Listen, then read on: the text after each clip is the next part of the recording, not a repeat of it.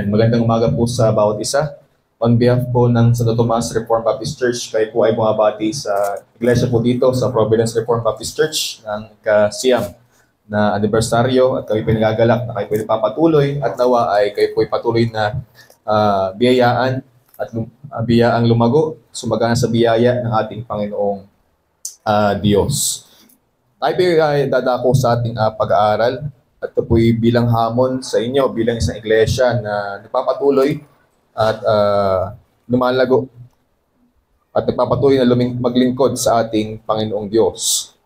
So bilang panimula, kung atin pong babalikan o maalala yung isang, siguro alam natin lahat o kaya natin lahat, yung isang kumpanya o brand na kumpanya na minsan itinangkilik natin. Sapagkat ngayong taon ay ika-160, ika-160 taon na anniversary din o ating tatandaan, yung isang kumpanya na naging tanyag ng mga nakaraang taon. Ito po yung kumpanya ng Nokia. O alamin po natin ang brand na yan. So noong 2000s, ang Nokia ang nangungunang kumbaga manufacturer or tagagawa ng mga mobile phone sa buong mundo. Sila ang numero 1 brand na kilala sa tibay at sa kalidad ng kanilang mga produkto. Kaya naman marami pong tao noon ang naniwala na walang makakatapat sa brand ng Nokia. Ngunit nang dumating yung panahon ng smartphone, dumating ang mga ibang mga gadget, naging kampante ang Nokia sa tagumpay nila at hindi nila agad na niyakap yung makabagong teknolohiya ng smartphones na pinasimulan ng kumpanya ng Apple at Samsung. Hindi nila pinabuti ng sapat ang kanilang mga produkto upang makipagsabayan sa makabagong teknolohiya, sa makabagong panahon. Kaya naman dahil po dito, unti-unting bumagsak ang kanilang dominasyon sa merkado at nawala sila sa top spot. Kaya ngayon, mapapansin natin, hindi nakiala yung brand na Nokia. So sa ating pong mga teksto ngayon na ating titingnan, sa Philippians 3 verse 12 to 21, tulad po ng Nokia, sa ating mga manampalataya, madalas din tayo sa ating mga sarili ang dumating sa punto na naging kampante rin tayo sa ating buhay pananampalataya. Naging kampante tayo simula ng ating spiritual na buhay o sa ating mga unang mga accomplishment or mga naipaglingkod. Ngunit sa ating mga talata po ngayon, ipinapaalala ni Pablo na ang pagiging Kristiyano, ito po'y isang patuloy na takbuhin. Ito ay patuloy na pagtakbo patungo sa ating pinakahinahangad, kagaya ng nabagay kayo sa Bible class, patungo sa gantimpala na nakay Kristo Jesus na ating Panginoon. Kaya naman, hindi sapat ang pagiging kampante. Kailangan ng pagpapatuloy sa paglago, sa pag-asa at pag-usumikap hanggang sa wakas, hanggang sa ating Panginoong Jesucristo ay ating makasama ng pangwalang hanggan.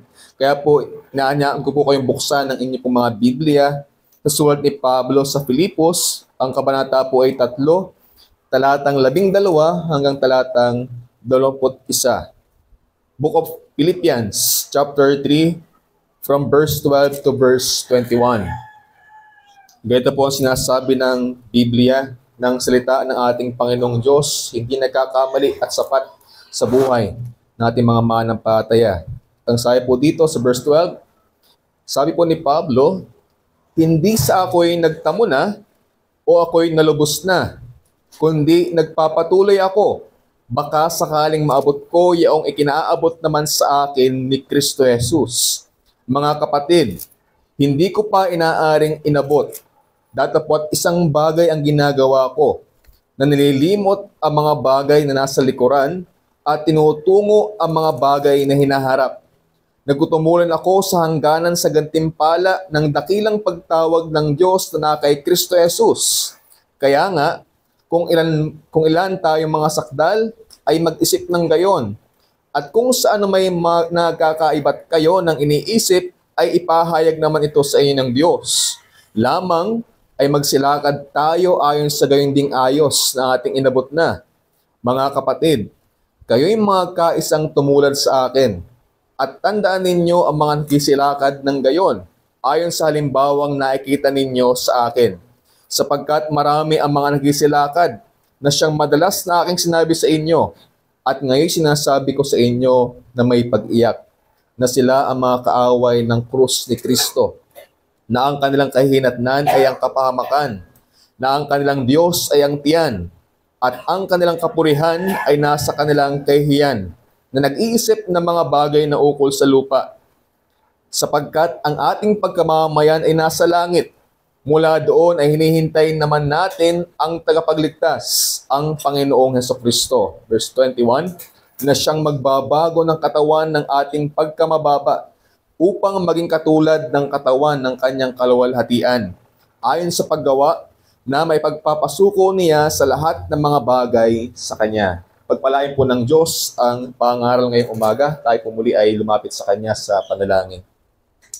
Ama naming Diyos, muli kami po ay lumalapit, Panginoon, sa iyo at humingi, Panginoon, ng patuloy niyo pong awa at habag sa amin.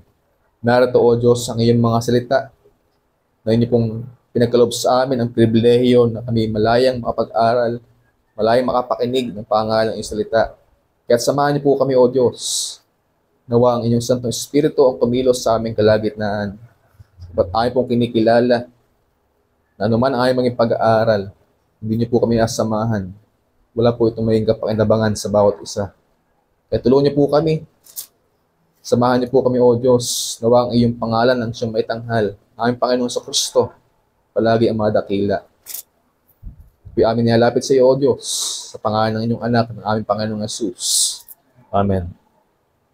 So ating pong nabasa, ito pong sulat ni Apostol Pablo sa iglesia noon sa Filipos. Ito pong sulat sa Filipos ay isa sa mga sulat ni Apostol Pablo habang siya ay nabilanggo or habang siya po ay nakabilanggo sa Roma. Kaya po ito'y kabilang sa tinatawag na prison epistles. Gayunpaman, bagaman naroon po siya sa kalagayan ng pagkabilanggo dahil ng kanyang katapatan sa paglilingkod sa Panginoong Hesus, gayunpaman, itong sulat niya pong ito ay naglalaman ng mga paghikayat, ng paghihimok ni Pablo sa iglesia ng Filipos na sila ay patuloy na lumago, na sila ay patuloy na lumago sa agalakan sa Panginoon, na sila ay patuloy na lumago sa pagkakaisa sa Panginoon, sa pakikisama sa Panginoong Hesus. At sila ay magpatuloy sa layuning ito hanggang sa ang Panginoong Hesukristo ay muling bumalik dito sa mundo. Ito po yung sinasabi ni Pablo kahit po sa mga pauna-unang mga talata sa chapter 3 from verse 1 to verse 11. Sapagkat kung atin po titingnan doon, mula verse 1 to verse 11, pinahayag ni Pablo na ang pinakamahalaga sa buhay ng isang mananampalataya ay ang Panginoong Hesukristo. Gaya ng ating pag-aralan kanina, yun yung pinakamahalaga dapat nating makita bilang mga mananampalataya. Gaya ng nabay kanina, ang langit ay hindi langit kung wala ang Panginoong Hesukristo. Kaya naman bilang mga mananampalataya, ang dapat nating makita ay ang Panginoong Jesus. Siya yung marapat na maging pinakamahalaga sa ating buhay sapagkat sa Kanya po natin nasumpungan yung katwirang naging katanggap-tanggap sa Diyos. Ipinakita po sa atin ni Pablo na hindi natin ito matagpuan sa ating mga sarili, sa kung sino man tayo o sa kung ano man ang naabot natin sa mundo. Sapagkat kung ating pong aaralin o titingnan yung background ni Pablo, kung sino siya sa kanyang sarili ay hindi pinanghawakan kung ano yung kanyang background or kung ano yung mga pribilehiyo ang meron siya noon. Inari niya ito ng mga sukal lamang or dumi lamang kumpara sa agalingan ng pagkilala kay Kristo Jesus. Ganito niya tinitingnan yung kagalingan na makilala si Kristo na handa niyang ipagpalit kung ano man ang meron siya dito sa mundo. Kaya naman sa kanyang buhay, naroon na lamang na iniwan niya ang lahat para lubos niyang makilala si Kristo. Hindi lamang makilala sa kanyang isipan, kundi maging sa kanyang karanasan ng kanyang buhay, sa pakikibahagi sa mga naging kahirapan ng Panginoong Hesus, sa kanyang kamatayan at maging sa kanyang pagkabuhay na mag-uli. At dito po sa ating mga talata ngayon, from verse 12 to 21, ito po yung pagpapatuloy ni Pablo sa kanyang pagpapatotoo sa iglesia ng Filipos Nasabi niya, hindi sa ako'y nagtamo na, naroon na, hindi pa tapos si Pablo, meron pa siyang encourage, bagamat pinapakita niya yung kanyang mga naging karanasan, nandun na sinasabi na hindi pa ito sapat, naroon pa na siya ay patuloy din pang tumatakbo, sapagkat hindi pa niya nakakamit yung pinakagantimpala, which ang Panginoong Jesus mismo. At mula sa kanyang personal na pagninilay, ay dumako naman siya patungo sa isang pastoral exhortation sa iglesia, sa mga manampalataya sa Pilipos. Mula sa personal na pagpapatotoo ay hinihikayat ni Pablo sila na patuloy na magsumikap sa pagiging kawangis ni Kristo. Sapagkat ito po yung marapat na nakikita sa kanilang buhay bilang naging kaisa ni Kristo. Hindi gaya nila na meron siyang binabagit dito, hindi gaya nila na hindi manampalataya ng mga kaaway ng krus ni Kristo. Pinapaalala ni Pablo na sila'y napabilang, ang mga iglesia sa Pilipos, sila'y napabilang na kay Kristo. Sila'y meron ng bagong pagkamamayan. Hinihimok niya sila. Hindi na sila dapat ukol sa sanlibutan ito, kundi dapat ang kanilang pagkamamayan ay ukol na sa langit, na kung saan naroon na nag-aabang sa kanila yung kalubusan ng kaligtasan sa muling pagbabalik ng ating Panginoong Jesus. Ganito po inilalarawan ni Pablo ang buhay Kristiyano. Ito po'y patuloy na pag-asam or paghahangad kay Kristo. Patuloy na paghahangad sa gantimpala ng kalubusan ng kaligtasan habang tayo namumuhay dito sa kasalukuyan. Kaya po yung mensahe na nais ko pong edit sa inyo ngayong araw pong ito ay ito, na ang buhay Kristiyano ay patuloy na pagsulong sa paghahangad kay Kristo na nakaangkla sa bago nating pagkamamayan at kalubusan ng ating kaligtasan. Ang buhay Kristiyano, ito po ay patuloy na pagsulong, pag-abante sa paghahangad kay Kristo na nakaangkla sa bago nating pagkamamayan at kalubusan ng ating kaligtasan. Mula po diyan, meron po tayong dalawang mahalagang bagay na titingnan. Una, nandun dapat po yung patuloy na pagsulong na merong devosyong nakatuon kay Kristo. Patuloy na pag-abante sa ating pananampalataya na si Kristo patuloy ang ating tinitingnan. Pangalawa, dapat naroon po yung paglalagay sa ating kaisipan ng ating makalangit na pagkamamayan. So, tingnan po muna natin yung una. Naroon po bilang mga manampalataya, dapat meron tayong patuloy na pagsulong na merong debosyon na nakatuon sa ating Panginoong Jesus. Yun po yung tinutukoy ni Pablo sa verse 12 to verse 16. Ating pong makikita doon, o nilalarawan ni Pablo po doon na ang paglagong Kristiyano, yan po ay nakikita sa patuloy na paghahangad kay Kristo. Ang paglagong Kristiyano pala, yan po pala daw ay nakikita sa ating mga buhay, sa ating patuloy na paghahangad sa ating Panginoong Jesus. Yan po yung kanyang panalita dito sa verse 12. Ipinapaala po ni Pablo sa kanyang sarili na bagamat naroon na yung kanyang mga accomplishments para sa paglingkod sa Panginoong Jesus, ipinapaala niya na hindi pa niya nakakamit talaga, hindi pa siya perpekto, hindi pa niya lubos na nakakamit yung layunin ng pagkatawag sa kanya ni Kristo. Kaya siya ay nagpapatuloy, siya ay nagpupursige tulad sa isang atleta sa karera. Hinihimok niya ngayon ang mga taga-Pilipos na magkaroon ng gayon ding kaisipan, isang puso na nagnanais lumago at sumunod. Pansin yung sinabi niya sa verse 12. Ang sabi niya doon, hindi sa ako'y nagtamo na o ako'y nalubos na. Kung ating makikilala yung buhay ni Pablo, yung kanyang buhay paglilingkod para sa Panginoong Jesucristo. And then tingnan natin yung kanyang sinabi dito, naroon na grabe yung kanyang desire o yung kanyang devotion sa Panginoong Jesus. Sabi niya, hindi sa ako'y nagtamo na, sa kanyang calling, hindi sa ako'y nalubos na. Ginamit ni Pablo po dito yung salitang dioko na nangangahulugan na naroon patuloy yung kanyang paghahangad, naroon patuloy yung kanyang paghabol na tumutukoy ito sa isang aktibong paglalakbay. So si Pablo, bagaman marami na siya nagawa sa Panginoong, para sa Panginoong sa Kristo, patuloy siya hanggat di niya nakakamit yung gantimpala ang ating Panginoong Jesus. Ipinapahayag po ni Pablo na hindi pa niya nakakamit yung ganap na layunin ng kanyang pananampalataya. Ang salitang Griego diyan na ginamit para po sa goal or yung layunin, yun po ay maaaring tumukoy po sa kabuuan o yung kalubusan ng pagkakilala kay Kristo, which is ito po yung kaganapan. O ito yung pagiging perfect ng kaligtasan ng ating redemption. Yun po yung tinitingnan ni Apostol Pablo sa kanyang buhay. Kaya naman, ang sabi niya sa verse 13, dahil yun yung kanyang goal, ano man ang kanyang naging accomplishment, ano man ang mangyari sa kanya, ano man ang kanyang nagawa, naabot. Ang sabi niya sa verse 13, na nililimot ang mga bagay na nasa likuran at tinutungo ang mga bagay na hinaharap. Yan po si Pablo. So maaaring tinutukoy po dito ni Pablo, kapwa yung kanyang mga nakaraang accomplishment or mga katagumpayan, or maaaring yung mga naging mga nakaraang kabiguan niya or mga kasalanan.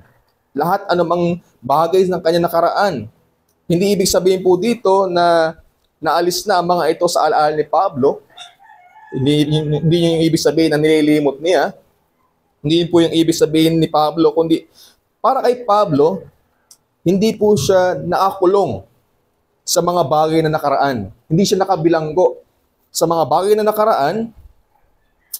Kanya itong iniiwan para mas higit niyang mapagtuunan ng pansin ang kasalukuyan niyang buhay para kay Kristo. Hindi niya pinapanangnan kung sino siya noon, kung anong pribilehiyo mayroon siya noon, kung gaano karaming bagay ang nagawa niya sa Panginoon, kung gaano karaming tao ang kanyang napangaralan, kung gaano karaming iglesia ang kanyang naitatag at natulungan, o kaya naman kung gaano karami yung kanyang mga naging pagbagsak o mga pagkukulang. Ating po makikita na ganito yung focus ni Apostol Pablo. Ganito nakatuon yung mata ni Pablo sa ating Panginoong Jesucristo sa mga panghinaharap na bagay na handa niyang talikuran ang nakaraan at ang lahat ng mga bagay na maaaring maging sagabal para sa kanyang buhay pananampalataya.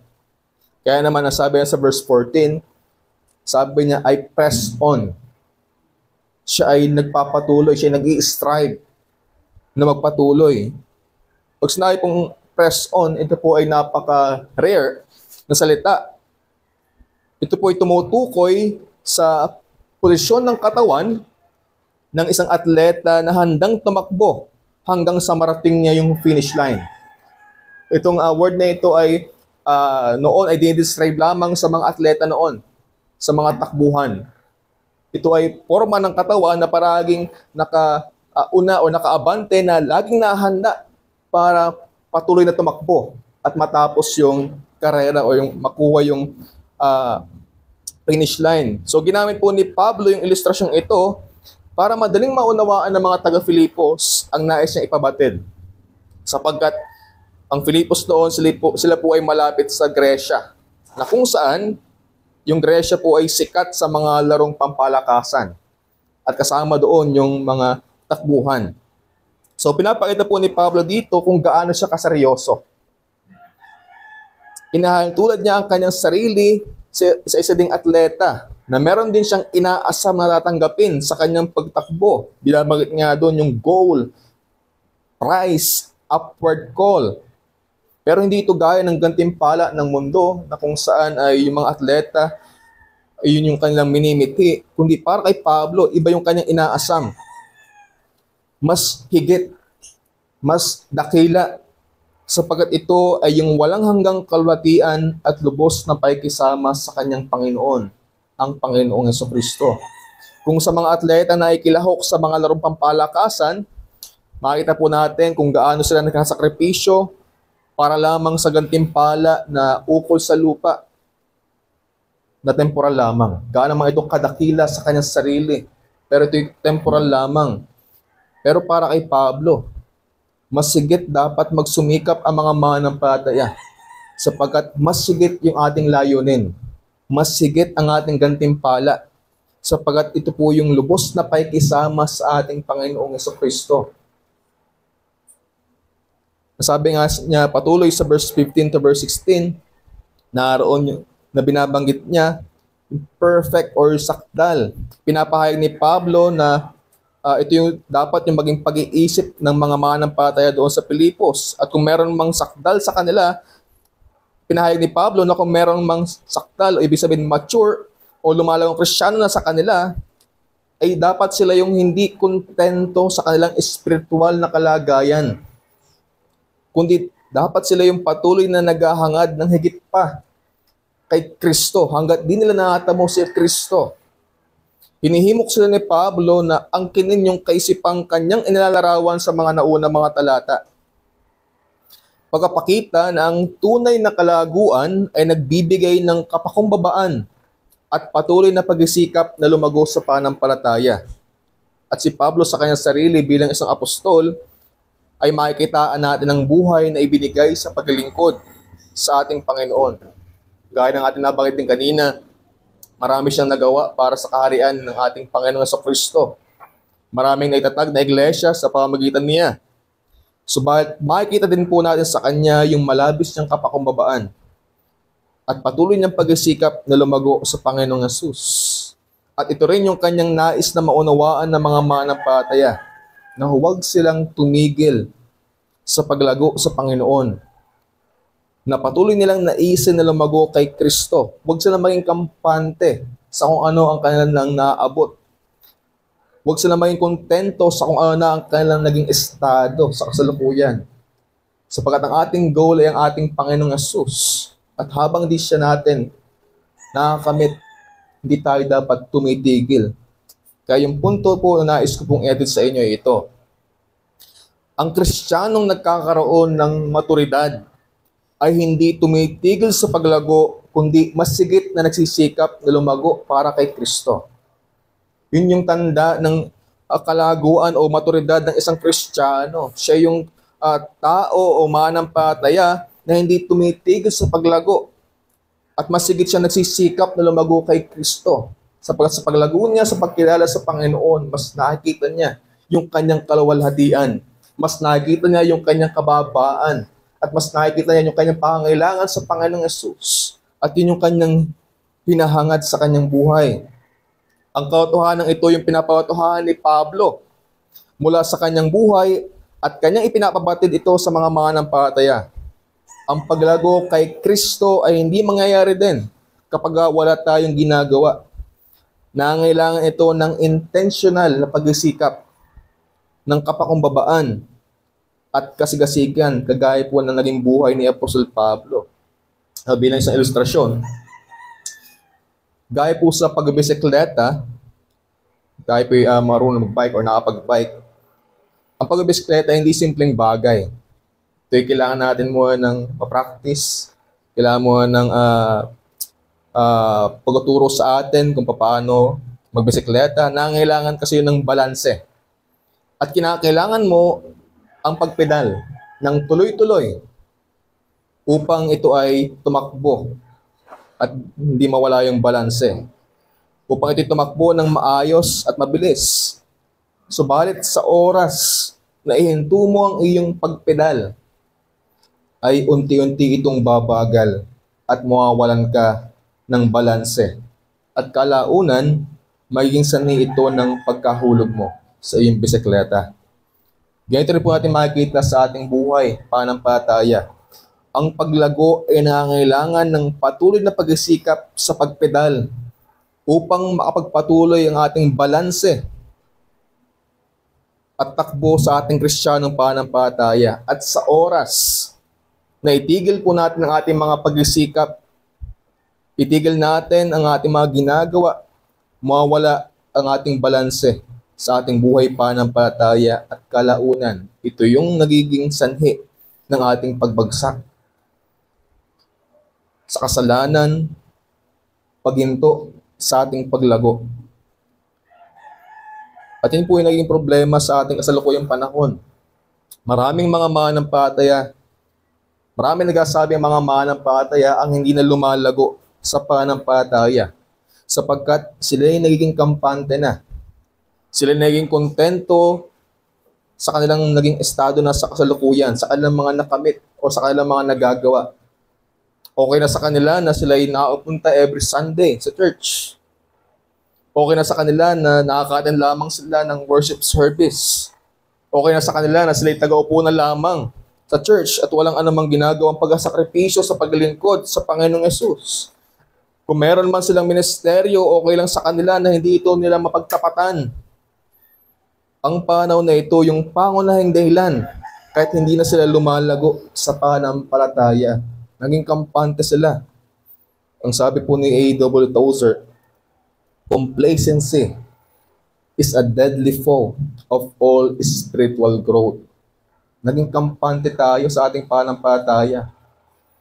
Huminto tayo sa ating goal, sa ating Panginoong Yesus, na divert tayo sa ibang bagay. At yun yung simula ng ating pagtigil sa paglago sa Panginoon. Kung ganyan nangyayari sa atin, ito din ay tanda. Ito ay tanda na tumigil ka ng tingnan at asamin ang dakilang gantimpala na nasa ating Panginoong Yesus. Subalit ang isang pangunahing pang problema na dahilan kung bakit hindi lumalago ang isang nagpapahayag na mananampalataya ay dahil simula pa lamang ay wala siyang kakayahang lumago sapagkat hindi siya tunay na Kristiyano. Kaya ito'y panahon din para ating suriin ang ating mga sarili kung ating sinasabi na tayo isang mananampalataya ni Kristo. Atin ba siya ba talaga yung pinakamahalaga sa ating buhay? Siya ba yung ating dahilan kaya tayo nabubuhay? Para sa Kanya ba yung ating mga ginagawa? Sapagkat kung di si Kristo talaga yung pundasyon ng ating buhay, hindi talaga tayo lalago. Sapagkat in the first place, hindi tayo kaisa ni Kristo. Ito marapat ang palagi natin itanong sa ating mga sarili. Kung wala kang anumang hangaring lumago, kung wala kang anumang pagsisikap na lumago, ay maaaring dahil hindi ka patunay na mananampalataya. Ang sabi nga po ni John Angel James, sabi niya, meron siyang katanungan, bakit napakaraming nagpapakilalang Kristiyano ang hindi lumalago sa espiritual at sa katunayan ay hindi man lang nagsisikap na lumago sa biyaya? Bakit? Dahil wala silang pakialam dito. Ang makapagpahayag lamang ng panlabas na pananampalataya ay sapat na para sa kanila. Ngunit ang magpatuloy mula sa isang antas ng kabanalan patungo sa mas mataas na antas, ang lumago sa biyaya, hindi ito bahagi ng kanilang hangarin. Maaari bang maging isang tunay na Kristiyano at walang namang hangaring lumago sa biyaya? Hindi. Hindi maaari. Sinasabi ko sa inyo, hindi maaari. Kung wala kang malasakit sa paglago sa biyaya, walang biyaya sa iyo.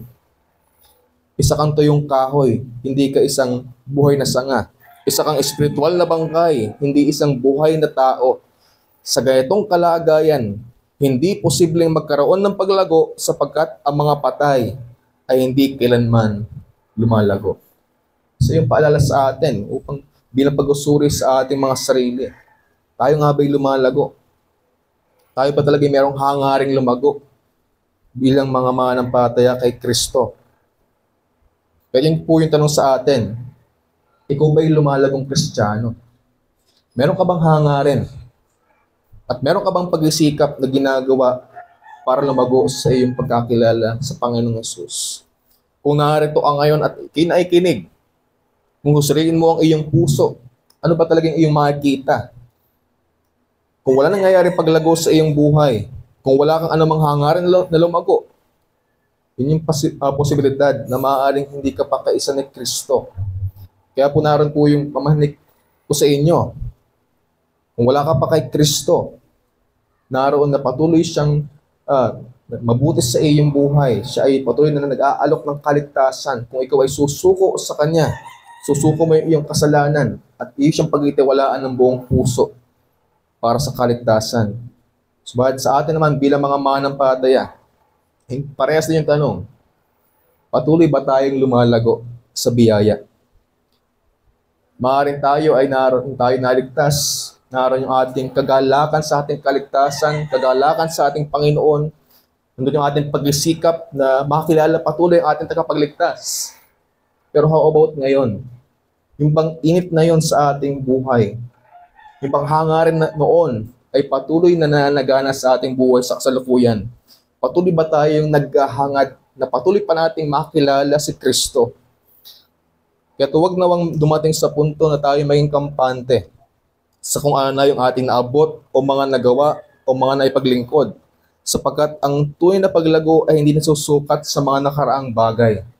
Ito ay nakikita sa patuloy na hangaring lumago sa biyaya. Kaya bilang hamon sa ating unang punto, sikapin mong lumago sa pananampalataya hanggang sa bumalik at makasama natin si Kristo. Ito'y aktibong gawain at patuloy dapat na nangyayari sa ating mga buhay. Kung ating po nakikilala si William Tyndale, siya isang Kristiyanong scholar noong 16th century sa England. Sa panahong iyon, ipinagbabawal ang translation ng Biblia sa wikang mauunawaan ng mga karaniwang tao. Sapagkat noon, tanging sa Latin na translation ito pinapahintulutan at ang simbahan lamang noon ang maaaring magpaliwanag ng sinasabi ng Biblia. Subalit naniniwala si Tyndale na ang bawat tao ay merong karapatang makabasa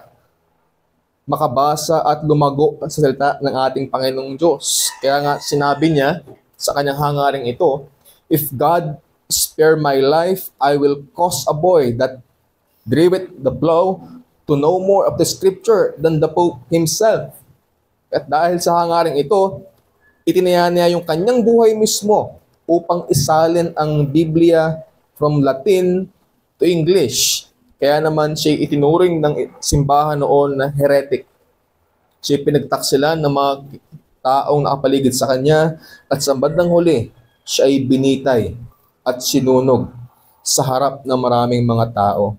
Subalit bago siya mamatay, natili siyang matag sa pananampalataya. Nanalangin siya. Sabi sa kanyang panalangin, "Lord, open the King of England's eyes." Yun yung kanyang panalangin bago siya binawian ng buhay. At pagkalipas ng ilang taon, ang kanyang panalangin ay tinugon. Sapagkat ang Biblia ay isinama na sa opisyal na gamit ng simbahan sa England. At milyong-milyon ang nakabasa nito. At yung makikita sa buhay ni Tyndale, hindi siya naging kampante sa kanyang kaligtasan na kanyang natanggap na.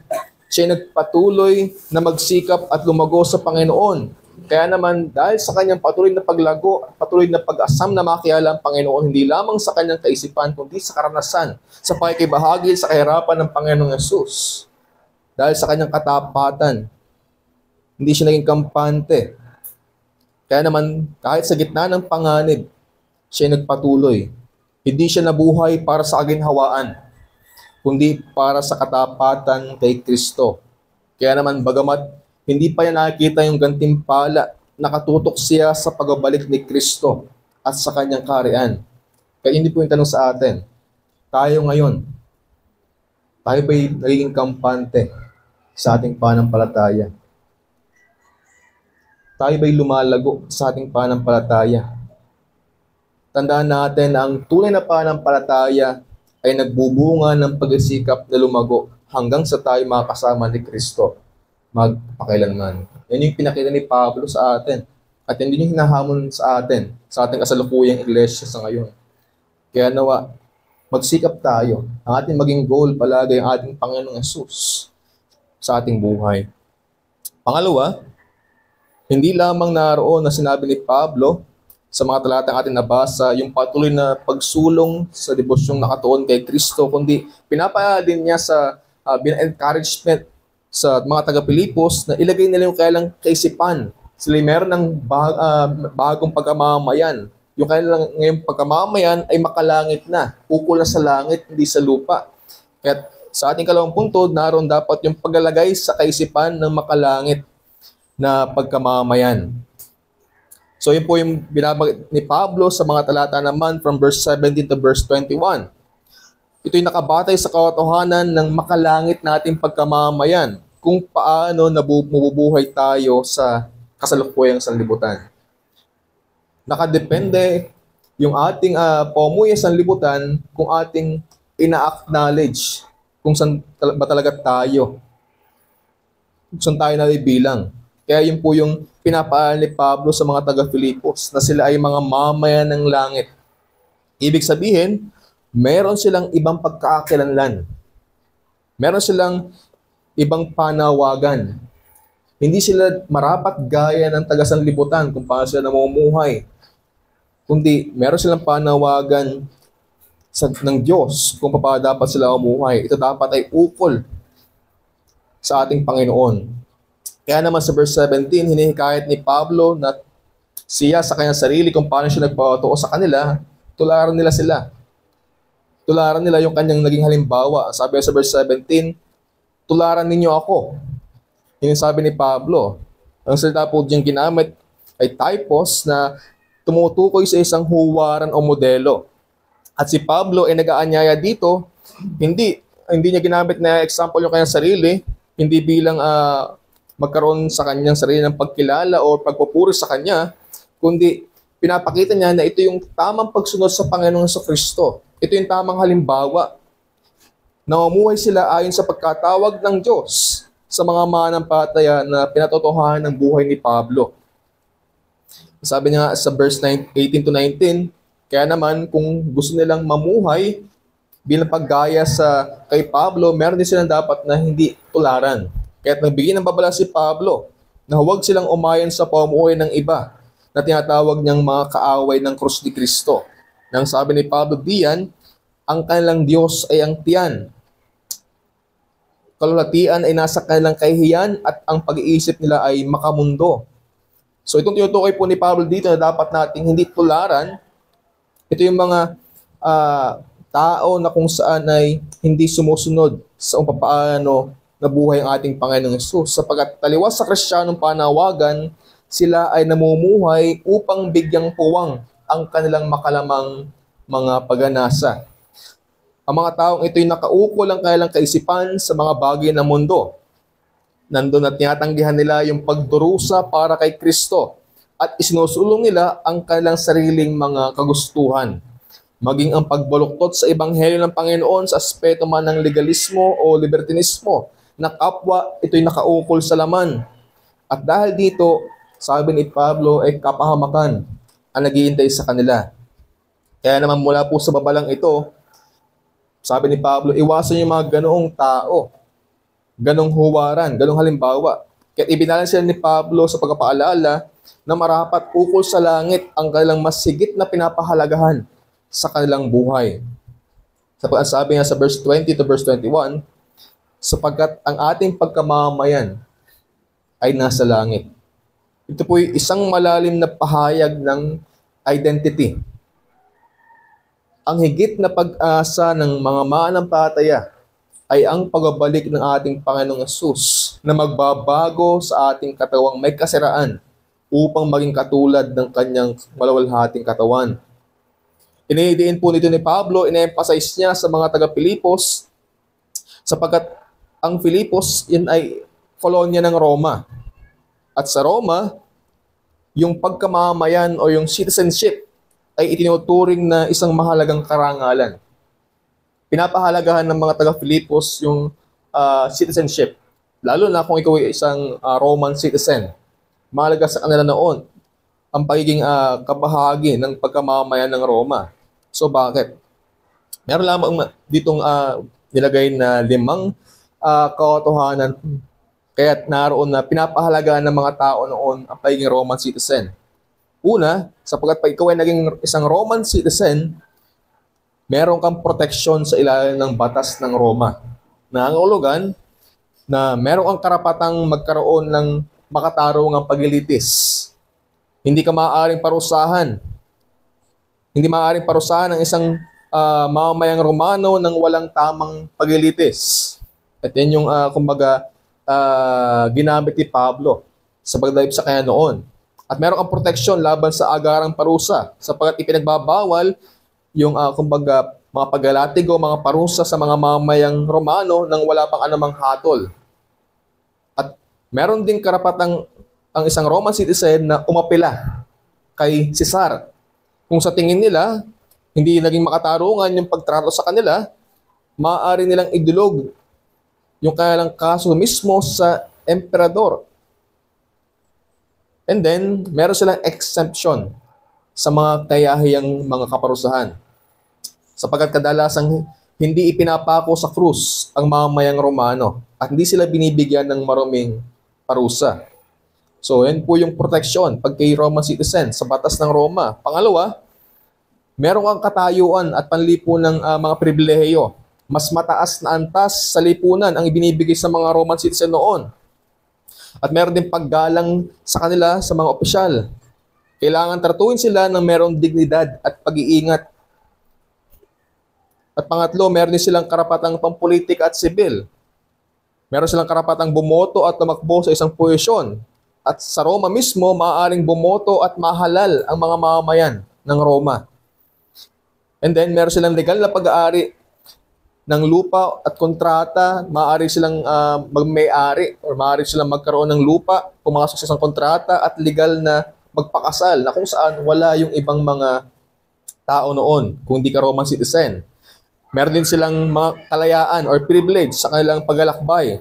Malaya silang makapaglalakbay sa buong imperyo ng Roma. Kinikilala at iginagalang ang mga mamamayan saan mang bahagi ng imperyo. Meron din po silang tinatawag na Roman passport or document. May mga tala ng mga mamamayan sa opisyal na listahan na maaaring gamitin upang patunayan yung kanilang pagkakakilanlan. And then lastly, meron po silang mga benepisyong pinansyal. Sila accepted mula sa buwis at lokal na abuloy. At sa ilang lugar, hindi na kailangan magbayad ng buwis ang mga Roman citizen. At meron po silang karapatan sa pamana. Kinikilala ng batas ng Romano ang mga testamento at pamana ng mga mamayan. So yun po yung mga privilege kapag isang Roman citizen. Kaya naman sa pantaong panaw, talagang kung ikaw ay nabubuhay noon, nanaisin mo na ikaw maging Roman citizen. At sa kasalukuyang panahon, maaari rin tuwid natin ito sa pagiging mamamayan din sa, for example, sa ibang bansa. Na hinahangad din, for example, ng ating mga kabayan, mga Pilipino, hinagad natin na maging citizen sa ibang bansa, kagaya po ng mga Switzerland or Canada, na kung saan mayroong mga pribilehiyo. Kaya't naiengganyo sila na maging citizen ng mga bansang iyon. May mga pribilehiyo na may pagkakalob sa kanila. Mayroong mga travel benefits, health insurance, financial assistance, marami pang iba. So, hindi po natin sinasabi na mali ang maging mamamayan sa alinman sa mga bansang ito, subalit bilang mga mananampalataya, kung meron man tayong mas sigit na dapat pinapahalagahan sa ating buhay, ito ang katotohanan ng tayo ay mga mamayan ng langit na merong mas higit na mga pribilehiyo na ipinagkaloob sa atin. Ito ay lampas sa anumang may aalok ng mundo.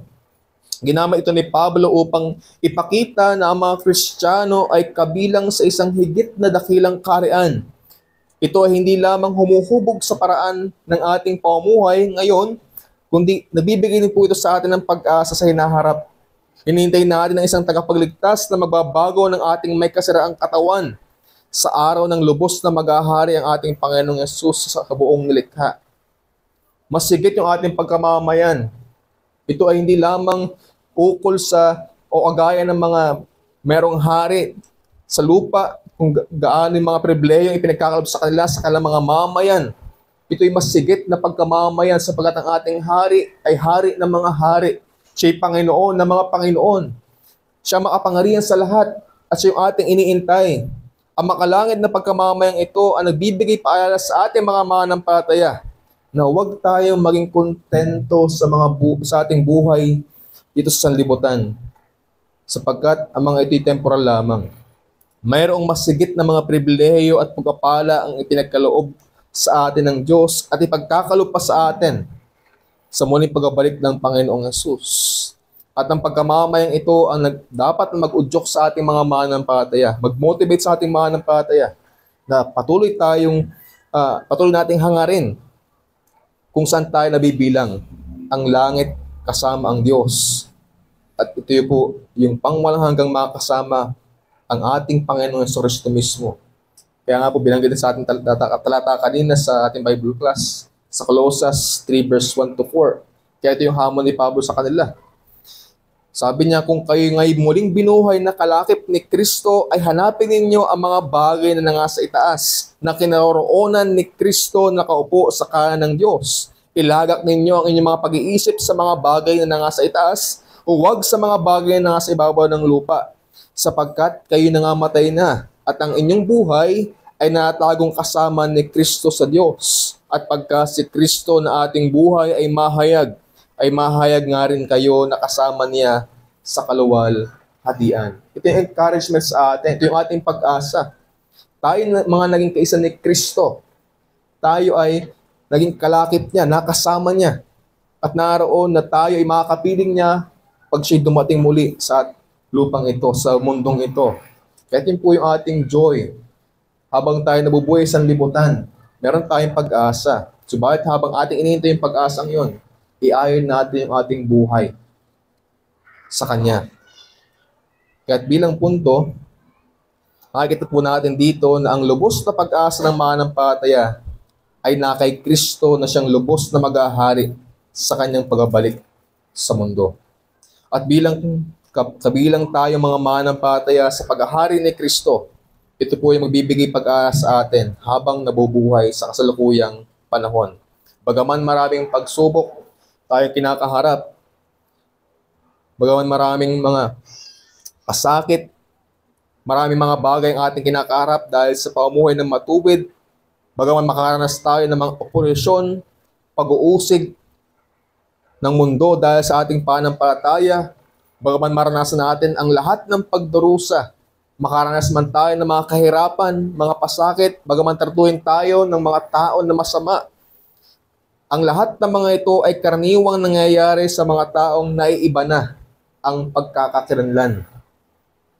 Subalit gayunpaman, mayroon tayong dakilang pag-asa sapagkat darating ang kalubusan ng ating kaligtasan. May isa sa katuparan ang lubos na paghahari ng ating Panginoong Jesus sa Kanyang muling pagbabalik. Ano niyo po itong nakaraang linggo, halos sunod yung naging bagyo or sama ng panahon sa ating bansa. At dahil po dito, dahil din ng hanging habagat, yung West Monsoon, nagdulot po sa ating bansa ng mga malakas na pag-ulan. Madilim ang paligid, halos di natin masumpungan yung sinag ng araw. Salamat sa Panginoon, meron ng sinag ng araw ngayon. Subalit nung mga nakaraan sa tuloy-tuloy na ulan, maraming lugar ang binaha. Maraming tao ang naapektuhan. Maraming tao ang walang magawa kundi iwan ng kanilang tirahan. Sa ganitong kalamidad, nakikita natin mga tao ang ating kawalan ng kakayahan para pahintuin ang nangyayari. Gayunpaman, nag-iintay tayo na lumipas ang bagyo at tuluyan itong umalis at unti-unti natin muling makikita ang kinapapanabikan nating sinag ng araw. Gaya ng mga ganitong sitwasyon, tayo rin bilang mga mananampalataya ay nabubuhay sa mundo ng puno ng espiritual na kalamidad. Nariyan ang kasalanan, ang pasakit, ang kamatayan. Wala tayong anumang magawa para pigilan ang mga ito. Subalit hindi tayo nawawalan ng pag-asa sapagkat naalaman natin na sisinag balang araw ang kaluwalhatian ng ating Panginoong Jesucristo na higit pa sa milyong-milyong mga araw. At pag dumating ang araw na iyon, mawawala na ang lahat ng epekto ng kasalanan sa ating buhay. Kaya kung meron mang mga tao sa mundo na hindi dapat nawawalan ng pag-asa, walang iba kundi tayo yun, ng mga mananampalataya. Kaya naman, dapat tayo ay patuloy na sumasalig sa pag-asang ito upang tayo magpatuloy sa ating pananampalataya. Subalit, again, merong naging problema. Kaya ito'y nahahadlangan. Maraming mga napapahayag ng mga mananampalataya ang masyadong naiibaling ang pansin sa pangmundong mga bagay kaya sa mga bagay ng Diyos. Nalilimutan nilang sila yung mga manlalakbay lamang sa sanlibutan at hindi mamamayan dito. Kaya naman, pag ating nakalimutan kung ano yung ating pagkamamayan, ito yung naging-resulta sa atin kaya't mas pinipili at mas pinapahalagahan natin ang mga iniaalok ng mundo kaysa sa espiritual na mga bagay. Ito yung dahilan kaya't mas higit nating binibigyan ng halaga ang buhay sa lupa kaya sa buhay sa langit. Ito yung naging resulta kaya't mas higit nating iniisip ang panginaharap nating buhay dito sa mundo kaysa panginaharap nating buhay kapiling si Kristo. Kaya't mas higit nating naiisip Mahisigit natin nagugugol ang ating lakas, ang ating panahon sa buhay na ito kaysa sa buhay na darating. Kaya bilang tanong sa atin, ano yung mas higit nating pinapahalagahan sa buhay na ito? Nabubuhay ba tayo bilang mamamayan ng mundo? O nabubuhay ba tayo talaga bilang mamamayan ng langit? Kung tapat natin titingnan ang takbo o tinatakbo ng ating buhay, makikita po natin yung kasagutan. Tayo nakakaalam. Kaya kung tunay tayong mananampalataya, meron tayong higit na pagkamamayan. Palagi yung ating tandaan. Marapat natin itong pagtutuuan ng pansin. Meron tayong higit na pag-asang pinanghahawakan. Kaya't bilang hamon po sa atin, mamuhay tayong manlalakbay sa libutan na dala-dala ang dakilang pag-asang ukol sa kalangitan. Marapat tayong magpatuloy sa ating buhay dito sa libutan, subalit bilang manlalakbay lamang. At habang tayo naglalakbay, dala-dala po natin yung pag-asa na ukol sa kalangitan pag dumating ang ating Panginoong Jesucristo. At isa din pang kaya lang figure noon sa church history, si John Bunyan. Si John Bunyan, kung atin po siya nakikilala, siya po ay isang mangaral at siya din po ay isang manulat na kilala sa kanyang aklat na The Pilgrim's Progress, na hanggang sa kasalukuyan ay isa sa pinakabinabasang Christian book sa ngayon. Si Bunyan, siya po hindi isang edukadong tao na simula. Isa siyang karaniwang panday. Ngunit nang makilala niya si Kristo, nagbago yung direksyon ng kanyang buhay. Nagsimula siyang mangaral sa mga lansangan at mga kanayunan ng England. At sa panahong iyon, ipinagbabawal ang pangaral kung hindi ito aprobado ng state church. Subalit bagaman gayon, hindi siya tumigil sa pangaral sa ating Panginoong Hesus patungkol sa Panginoong Jesucristo. Kaya siya ikinulong sa loob ng 12 taon. Habang siya nasa bilangguan, naiwan niya ang kanyang asawa, ang kanyang mga anak, kabilang ang isa niyang anak na bulag. Ngunit sa halip na siya mawalan ng pag-asa, dun sa bilangguan niya na isulat yung kanyang napakakilalang aklat, The Pilgrim's Progress. Ang Pilgrim's Progress, ito po isang alegorya ng buhay Kristiyano bilang paglalakbay patungo sa langit. Ang bida sa aklat na ito ay si Christian. Siya isang ordinaryong lalaki na iniwan niya yung kanyang syudad, yung city of destruction upang siya makarating yung celestial city. At sa kanyang paglalakbay, dumaan siya sa napakarami mga tukso, mga pagsubok, mga pangungutya, pero hindi siya tumigil sa kanyang paglalakbay. Dahil nakatuon yung kanyang puso sa tahanan niyang darating. Nakatuon yung kanyang atensyon, kanyang paningin sa celestial city. Kaya naman siya napagpatuloy sa kanyang paglalakbay. Si John Bunyan, sa kanyang sarili, ay literal na naging manlalakbay sa libutan. Sapagat naroon sa kanyang pagkabilanggo, tilanggihan niya yung alok ng kalayaan, kapalit ng katahimikan. Inaalok siya noon na siya'y mapalaya, pero sa kondisyon na siya mananahimik at di na mangangaral. Pero ito'y kanyang tinanggihan, sapagat para sa kanya, ang kalangitan ang tunay na tahanan at ang katapatan kay Kristo ay higit sa aginhawaan ng mundo. Kaya't yung katanungan sa atin, tayo ba? Tayo ba ay namumuhay bilang isang mamamayan ng langit na naroon din ang ating atensyon, ang ating paningin sa langit kasama ang ating Panginoong Hesus at tinitingnan na mas higit iyon kaysa aginhawaan sa mundo? O tayo ba ay masyado nang nakaugat sa mundo?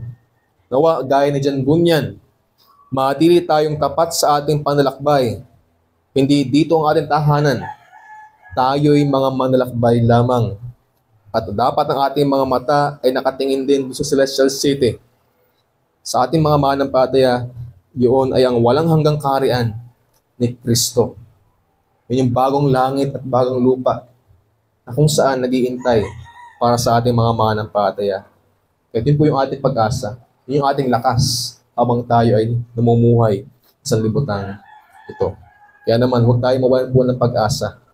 Patuloy po itong maging encouragement sa atin o motivation Bagaman tayo makaranas ng iba't ibang mga pagsubok, mga pasakit para sa ating pananampalataya bilang sa iglesia, di tayo nawawalan ng pag-asa. Naroon na dapat ang ating kaisipan, ang ating paningin sa Panginoong Yesus na siyang mas mainam na ating maranasan sa muli niyang pagbabalik dito sa sanlibutan. Salamat po sa Panginoon. Tayo po ay manalangin. Ama naming Diyos, muli kayo po ay nagpapasalamat sa iyo sa iyong mga salita na patuloy pong nagpapaala sa amin na bilang mga mananampalataya na naging kaisa ng aming Panginoong Yesus. Kami, O Diyos, ay hindi taga dito, O Diyos, sa sanlibutan. Kami, O Diyos, ay inyong tinawag sa kaligtasan, naging mamamayan ng langit. Kaya nawa, O Diyos, habang kami namumuhay sa sanlibutan, bigyan niyo po kami patuloy ng iyong biyaya, ng lakas upang kami ay mapagsikap na lumago sa aming pananampalataya. Sa patuloy po namin paglago sa pagkakilala sa aming Panginoong Yesus. Mula po dito, kami ay patuloy na mapaglingkod, Panginoon, sa iyo. Patuloy na mapagbigay, Panginoon, sa iyo ng kapurihan. Tulungan niyo po kami sa bagay pong ito. Nawa ang aming pong nahalabing panahon sa mundong ito ay maging kalugod-lugod, Panginoon, sa iyo. Ito po aming makakamit, O Diyos, sa tulong ng inyong biyaya. Kaya tulungan niyo po kami, O Diyos. Sa iyo po kami umaasa. Ito po aming dalangin sa iyo sa pangalan ng Panginoong Yesus. Amen.